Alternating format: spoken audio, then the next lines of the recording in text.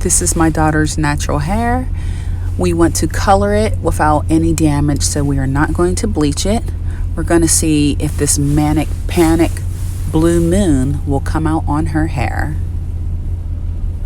This is the Manic Panic, the color Blue Moon, and this is what we are going to try on my daughter's hair today.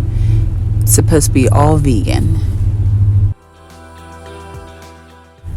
Right now I am sectioning off her hair. This side of her head used to be shaved. She used to have that cool shaved side hairstyle, and now she's growing it back. So I don't want to dye this section because we usually braid it back. Here is a close-up of what I did. All short hair on one side, the long on the other. Since we don't know if this is going to take, we're only using one bottle, so I sectioned off the back because she usually leaves the front down, and we're going to dye the front. Okay, we are going to just fly through this application process, just showing you how I started it off.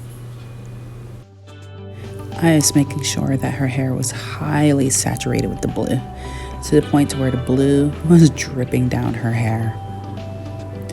I mean, it looked really pretty. If you look closely, you can see the tips and her hair is blue. So this actually looks like it's gonna work. Like, look at these tips there. Ain't that pretty? Okay, so now I'm going to twist all this up.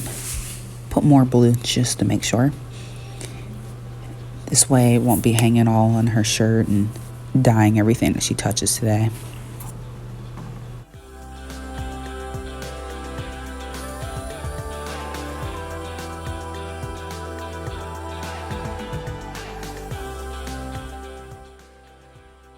I still have some blue left over in this bottle, so I'm just going to put it on the tips of the back of this ponytail on the back, just to get rid of it.